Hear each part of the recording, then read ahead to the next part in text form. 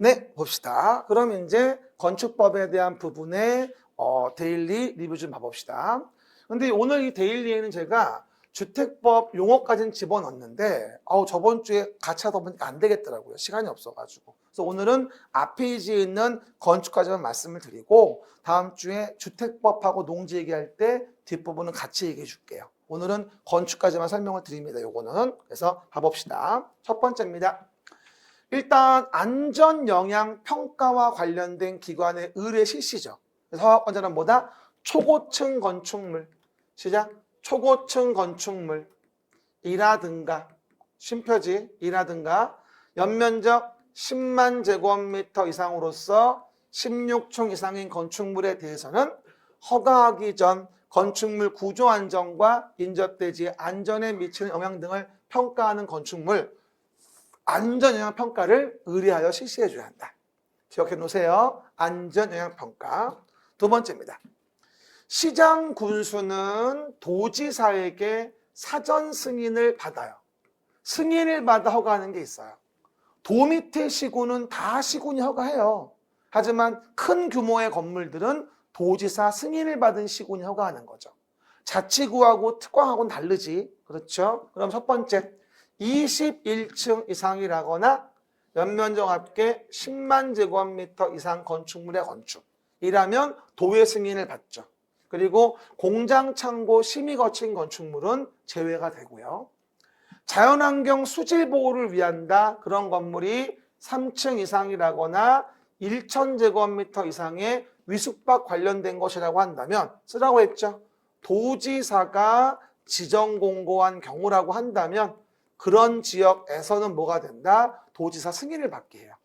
자연환경 수질보호 3층 1천. 그 다음에 주거환경, 교육환경 보호를 위한 경우는 위숙박 관련설로서 도지사가 지정 공고한 지역에서는 도의 승인을 받도록 하는 거거든요. 그러니까 시군은 다 시군이 허가하는데 다음에 1, 2, 3번이면 도지사 승인을 받아서 시군이 허가한다 이 얘기지 도가 허가한다는 말은 아니에요. 그래서 2, 3번 묶어서 도지사가 지정 공고한 지역 살짝 부기하시고요. 그 다음에 3번. 건축의 허가를 취소하여야 한다죠. 허가받은 자가 착공신고 전 경공매 등으로 건축주가 대지의 소유권 상실한 때에는 6개월이 지난 이후 공사 착수가 불가능하다고 판단된다면 이때도 허가를 취소하여야 합니다. 그래서 6개월, 착공신고 전이어도 2년 지나지 않았어도 뭐가 되어진다? 이 경공매 관련된 부분이면 그 경락자를 보호하기 위해서 6개월 이후 착수 불가능 판단된다면 허가 취소해야 한다고 아까 그림책 볼 때 봤었죠. 이 내용 보면은 그림책이 어디 봐야 하는지 기억이 조금 나죠. 감사합니다. 기억나서. 그리고 해당 내용의 허가 제한을 봅시다. 4번은 뭐예요? 허가 착공 제한. 시작. 허가 착공 제한. 그러면 국토관리상 특히 필요하면 누구죠? 국토교통부 장관이. 국토관리를 위해 필요하다고 인정된다거나 주무부 장관의 요청이지 교육감의 요청 아까 아니라고 했죠. 주무부 장관 요청이 있으면 국방, 문화재 보전, 환경 보전, 국민 경제를 위해 특히 필요하다고 인정해서 요청하면 허가권자의 건축 허가나 허가받은 건축물의 착공을 몇 년? 2년 이내 제한할 수 있으며 1회 한해서 1년 범위 내 연장할 수 있다고 설명을 드립니다. 그렇죠? 요 기근도 기억하시고요. 5번입니다. 건축선. 소요너비 미달도로. 시작. 소요너비 미달도로. 소요너비에 못 미치는 너비의 도로다라고 한다면 그 중심선으로부터. 그렇죠? 소요너비의 2분의 1의 수평거리만큼 물러난 선. 중심선으로부터 2분의 1만큼 물러난 선을 건축선으로 하되 그 도로의 반대쪽에 경사지, 하천, 철도, 선로부지 등이 있는 경우는 그 경사지 등이 있는 쪽의 도로 경계선에서 소요 너비에 해당하는 수평거리의 선을 뭐로 한다? 건축선. 반대쪽에는 경사지 있으면 독박 쓰는 거지. 아까 그림 기억나지? 그림책에서 그 얘기. 6번. 건물의 대지는 도로에 몇 메다? 2m 이상 접해야 돼. 이거 부를 때마다 사라고 해야 돼, 이라고 해야 돼 이러면서 고민을 많이 해. 내 포인트 줬잖아. 포인트. 접해야 한다. 그럼 2m지. 너비는 4m지만. 그렇죠? 고액기. 그리고 광화 규정. 연면적 합계 2,000, 공장이면 3,000. 이상인 건축물, 축사, 작물 재배사 빼고 6m 이상 도로에 4m 이상 접해야지. 강화 규정. 정확히. 7번입니다. 허가권자는 지정한 도로를 폐지하거나 변경한데 그럼 이해관계인 동의를 받아야 돼. 다만 해외 거주하는 등의 사유로 동의를 받기가 곤란하다고 인정된다면 건축위원회 심의를 거쳐 폐지할 수 있다. 폐지는 심의 거쳐서 안 돼. 지정일 때가 심의 거쳐 되는 거야. 폐지 변경은 뭐다? 이해관계인 동의를 반드시 받아야 돼. 그래서 요거 혼동하시면 안 돼. 가끔 나왔던 질문이야. 심의 거쳐 할 수 있는 건 뭐야? 지정일 때야. 그 다음에 8번. 도로면으로부터 높이 몇 메다? 4.5m 이하에 있는 출입구 창문은 열고 닫을 때 건축선, 수직면을 넘지 아니하는 구조로 해야 된다. 4.5m 이하. 시작. 4.5m 이하. 됐고.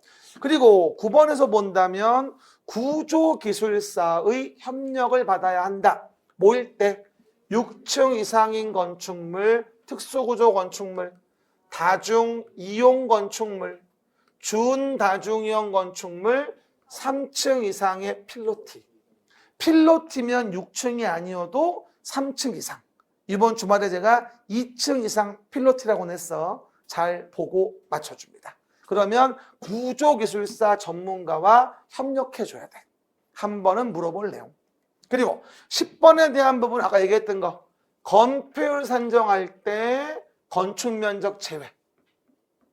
됐습니까? 라는 부분 아까 설명드렸죠. 이따 보겠다고. 그럼 봐봐요. 공연장 같은 거, 관람장, 전시장, 학교, 연구소, 도서관, 생활권 수련시설, 공공 업무시설이 1,000제곱미터 이상입니다. 그러면 지명과 접하는 저층 일부의 높이 8m 이상으로 개방하여 보행통로나 공제 등으로 활용할 수 있는 구조 형태는 건폐율 산정할 때 심의 거쳐 건축 면적을 뺍니다. 우리 왜 이런 경우도 있습니다. 제가 아까 앞쪽에서 그림책에 77페이지 오른쪽 위에다가 적으려면 적으세요. 77페이지 오른쪽 위에다가 이 내용인 거예요. 그게 건축면적 산정 시 건폐율 제외, 건폐율 산정 시 건축면적 제외 이거였죠. 그럼 뭐였어요? 봐봐요. 만약에 이렇게 대지가 있고 이런 식으로 뭐다? 건축물이 있어서 건축면적은 뭐다? 이만큼만이 건축면적이었던 거야. 이만큼만이. 됐죠? 그런데 여기에 대한 부분에 대해서 이런 식으로 이렇게, 이런 식으로, 이런 식으로, 이렇게, 이런 식으로, 이렇게 돼 있어가지고 8m 이상의 개방 공간이 나오면서 1,000제곱미터 이상의 건물이 있을 때 이 부분의 면적이죠, 여기. 그래서 뭐라고 나와? 아, 공지로 활용할 수 있는 거야. 보행통로 이런 걸로. 그러면 이 부분은 뭐가 된다? 8m 이상 개방 공간이고 전체 뭐야? 1,000제곱미터 이상에 대한 부분의 공연장이나 학교나 생활권 수련시설이면 이 부분은 뭐야? 건폐율 산정할 때 건축면적에 안 집어넣겠다는 얘기야. 우리 공연장 같은 데 가보면 이런 거 은근히 많이 보인다? 그렇죠. 그래서 그런 부분의 설치를 활용할 수 있도록. 요걸 적는 게 아니고 요 10번의 내용들을 적어 놓으면 되는 거야. 어디다가 77페이지 오른쪽 위에 건축면적 위에다가 공간이 많이 있어. 그렇죠? 자대고 또박또박 이쁘게 써요. 괜히 또 지저분하게 쓰지 말고. 싫으면 이걸 붙여놓던가. 됐죠? 알아서 하셔. 됐고요. 그 정도. 그 다음에 내용의 11번입니다. 1조 등의 확보를 위한 건축물 높이 제한. 전용 주거, 일반 주거면 1조 제한 받죠? 그럴 때 이하인 부분이라고 했으니까 9m 이하인 부분은 정북 방향, 인접대지 경계로부터 1.5m 이상을 띄어 건축해야 된다. 그 다음에 12번. 소유자 등은 건축 협정 체결할 때 전원의 합의로 폐지는 과반수고 지구 단위 계획구역 주거환경 개선 사업을 위한 정비구역, 재정비 존치 지역, 뭐하죠? 도시 재생활성화 지역 등에서 건축 대수선 리모델링에 대한 협정인 뭐다? 건축 협정을 체결할 수 있어. 건축 협정. 그리고 둘 이상 토지를 소유한 자가 1인인 경우에도 할 수 있어요. 그렇죠? 협정 체결은 여러 명이 아니라 여러 필지를 한 사람이 가진 경우도 문제 없습니다. 할 수 있어요. 1인인 경우도 할 수 있다. 그 다음에 이행강제금, 허가권자는 영리 목적을 위한, 시작, 영리 목적을 위한 위반이나 상습적 위반 등의 사유로 이행강제금을 부과하는 경우에는 산출된 이행강제금이 얼마? 100분의 100의 범위에서 조례로 정하는 바에 따라 가중해 줘야 한다. 뭐라고요? 100분의 100의 범위 내에서 뭐가 된다? 가중하여야 한다. 이거 1인이구나. 1인인 경우도. 그렇죠? 1인인 경우도. 이렇게. 그리고 가중하여야 한다 부분하고 요거 100분의 100에 대한 부분도 새로 추가된 거니까 기억하시고요. 이 뒷부분에 주택법 관련된 건 오늘 못 배웠으니까 다음 주에 같이 하면서 한꺼번에 같이 얘기 드릴게요. 그렇죠? 수고하셨습니다. 감사합니다.